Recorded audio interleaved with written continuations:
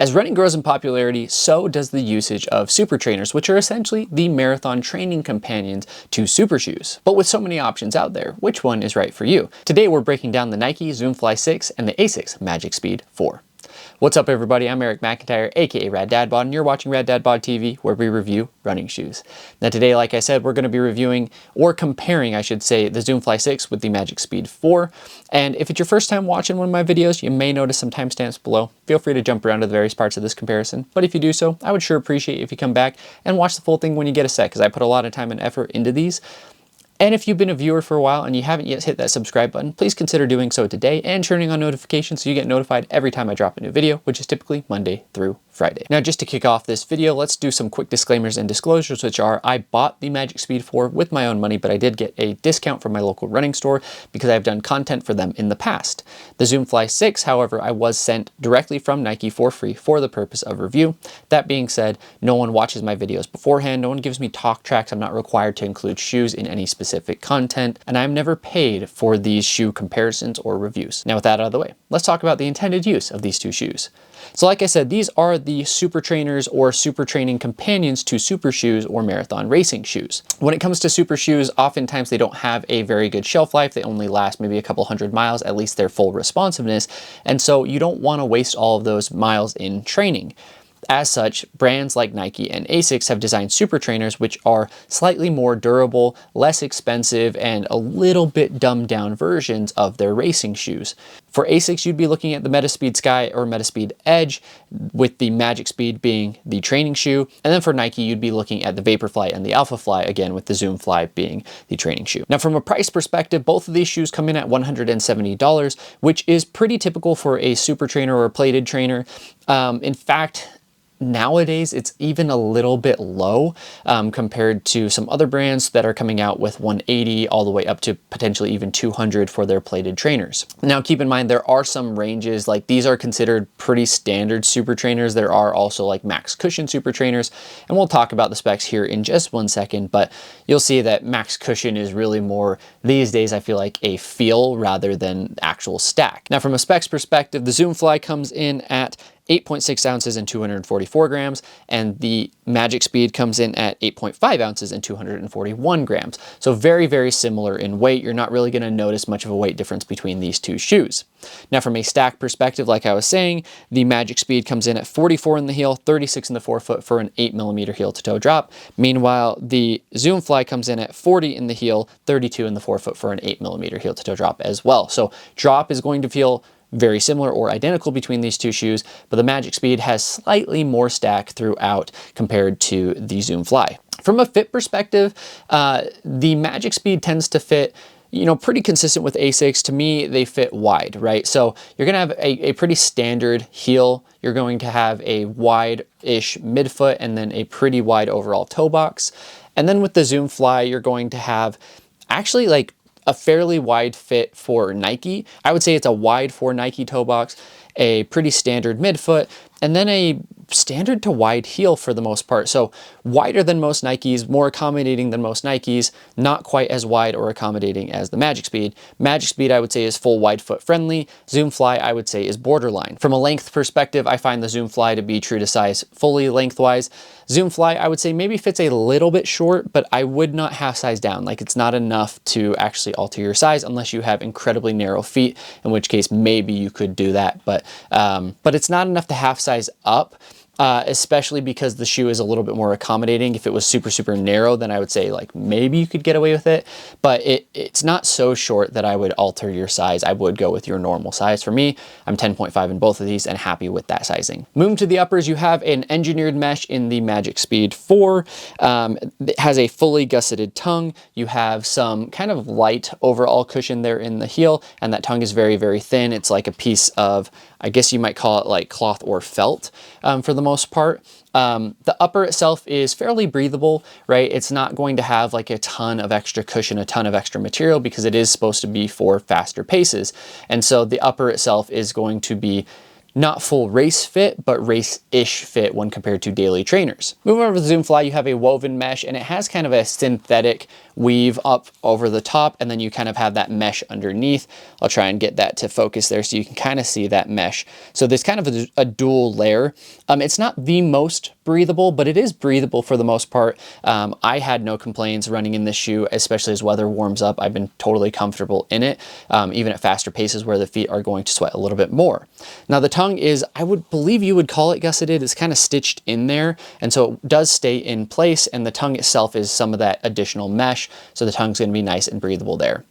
Now, as far as how those uppers actually perform, I find that both of them hold up really, really well. I should say the Zoomfly has a little bit more cushion there in the heel, and one thing I did notice between these two uppers is that the upper in the Magic Speed is a little bit rigid, so there was some discomfort kind of around those ankles, specifically there, like where it hits the ankle bone. It is pretty stiff, and there's not a whole lot of cushion there. Meanwhile, the Zoomfly, it would have been stiff, but there's some good padding there around the ankle collar, and then you get that flare as well. And so the Zoomfly, I feel like, is the more comfortable of the two uppers. By quite a bit, but you maybe sacrifice a little bit of breathability. Now the Zoomfly does give you maybe a little bit more of a race fit with that synthetic material. I feel like that's more common in racers as opposed to the just kind of standard engineered meshes. But both of the uppers do the job. Just comes down to, I think, kind of what kind of rigidity you want in that. But both have good heel counters. I have heard some people have experienced some heel slippage in the Zoomfly, but I haven't, and I haven't needed a runner's knot on it either. Moving to the midsole, similar setups between the two. So on the Magic Speed, you have a disc of FF Turbo right there, and then the rest of the foam is going to be the FF Blast Plus. So FF Turbo is going to be PEBA, so you'll have one kind of disc here of PEBA embedded in the foam, but then the rest of it is going to be an EVA olefin blend. So and then in between you are going to have that carbon plate as well. Over on the Zoomfly, you have a top layer of PEBA. I'm not sure exactly how much. I think this top piece kind of right here is the PEBA piece right here. And then you have an EVA SRO2 kind of carrier foam there on the bottom. So that bottom layer is going to be the firmer, kind of more structured foam, more of your daily training foam. That top layer is going to be that nice, responsive, racing PEBA foam, that ZoomX foam. And then you also have a carbon fiber plate that runs through the shoe. So the amount of super critical or super responsive foam in the Zoomfly is significantly more. It's pretty full length when compared to just a small disc in the forefoot of the Magic Speed. I feel like that makes all the difference, to be honest. So the Magic Speed to me felt pretty stiff underfoot.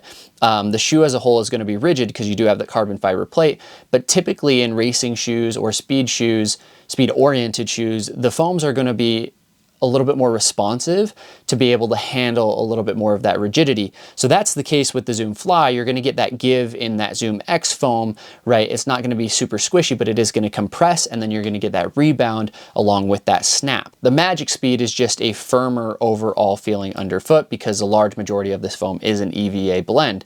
So for the most part, like, that will come down to preference, right? Which one you want. I just want to call that out, that this one's going to be a little bit bouncier, a little bit softer.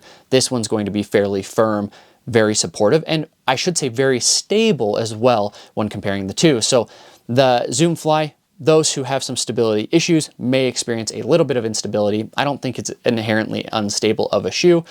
You know, you got a good cutout there in the outsole foam, which is oftentimes going to help with stability. You also have the same thing in the Magic Speed right there. So, but because of the structure of the foam, the Magic Speed is going to be more supportive yet firm, and the Zoomfly is going to be more responsive yet less stable. Now, from a pace versatility standpoint, you should be able to run basically anything from marathon pace all the way to like 5K, maybe even mile pace. Once you get to mile pace, you may want to consider something a little bit more sleek, you know, either spikes or flats or something along those lines. But with these shoes, they're made to go fast, right? So marathon pace is relative. I think that these types of shoes are really, really good options for people who maybe don't have the stability necessary for a full-blown super shoe, or they're looking for something that's going to be a little bit more forgiving on their feet and they want to run a full marathon. Maybe those who are running 3 to 6+ hour marathons, these could be really, really good options as opposed to maybe other daily trainers. A lot of the times, honestly, people can just run into daily trainer as well. You don't need a super shoe. I think these foams are built to be able to handle that. In fact, Asics, maybe not in the US market communication, but in Asia, specifically in Japan, I've seen graphics where they're saying that the Magic Speed as well as the Yogiri, which actually is releasing in the US this year, but hasn't in previous years, are kind of like your 3:30 to 4 hour marathon pace shoes, right? So that's how Asics as a brand looks at it. It's like the Metaspeed, Sky, and Edge series are for, you know, elite and sub-elite, at least sub 3, which is not elite, but at least sub 3. That's kind of where you're wearing that shoe. If you're above 3, they're saying you should go with the Supertrainer. I know Mizuno does the same. Again, another Japanese brand. Maybe it's just part of the running culture in Japan, how they communicate it.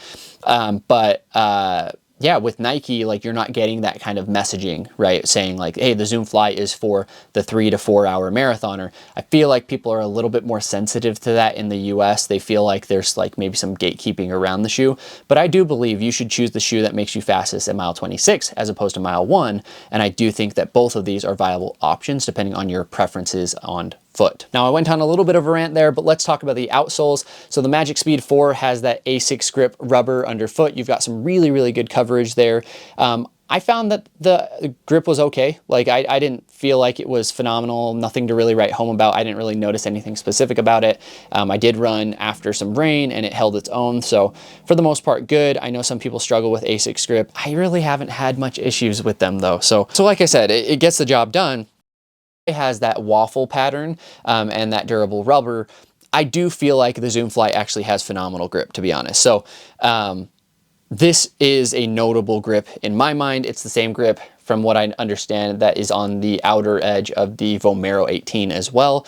And actually should be the same pattern that was on the Pegasus Premium. Now, I think the compounds are a little bit different because the Pegasus Premium, I actually had traction issues. Zoomfly, though, I've run on some icy roads actually recently, and it's held its own really, really well. I've been pretty impressed with that overall grip. So between the two outsoles, I prefer the waffle pattern and the rubber of the Nike Zoomfly 6. But again, Magic Speed 4 did the job just fine. Now, as far as my pick between the two, I'm going Zoomfly 6 just because of my personal preferences. I talked about in one of my reels or my shorts or whatever, how I felt like the Magic Speed 4 was overly firm and rigid and stiff for my preference, right? Like, I like a more responsive ride. Some people really didn't like that, and they kind of came at me saying like, you were running an easy run. I wasn't. I was doing a long run with some tempo paces, but that's besides the point. You know, I have over 30 miles in the shoe. If it takes over 30 miles to break in a shoe, I feel like that shouldn't be a thing nowadays, right? Zoomfly, it did take a little bit, like one run or a little bit of that first run for it to feel, to kind of ease up. But as soon as I got those first few miles in, it did ease up and it came alive. And so I feel like that should be the experience you're looking for. People make judgments on shoes. Sometimes if they're going to be racing in the shoe, they don't want to put 30+ miles on the shoe before. So my pick between the two, personal preference, again, I know plenty of people who love the Magic Speed 4. It's just too stiff, a little bit too firm for me. Zoomfly is kind of that nice balance. It feels responsive. It still feels smooth. It doesn't feel super harsh on my feet. You get that give of the Zoom X, that responsiveness, that pop. That is what I enjoy a little bit more. And the upper of the Magic Speed feels a little rigid to me as well. So I'm going Zoomfly 6, but if you're listening to this, that doesn't mean that Zoomfly 6 is going to win necessarily for you. So listen to kind of how I was speaking about the foams, about the uppers, like the fit, the feel underfoot. That should be guiding you a little bit more, the stability needs as well. So just some final thoughts. The Supertrainer category is really, really interesting. Honestly, like, a lot of people just are using super shoes as super trainers. So they'll race in a shoe, get their 100 or so miles on a race shoe, and then the next year they use that as their training shoe and they get a new race shoe. For the cost, if you're on that $170 range, then I think like it's worth potentially getting a super trainer, depending on your budget, depending on your shoe rotation. If you're someone who is looking at one of the super trainers that is like close to $200, at that point, I feel like just get the race shoe. Usually the race shoes are pretty significantly better. For me, This is a unique case where the Zoomfly might fit my foot a little bit better than the Alpha Fly at least. Alpha Fly seems to be really, really aggressive for my calves personally. And so, you know, might be a better alternative if I was choosing to race in Nike.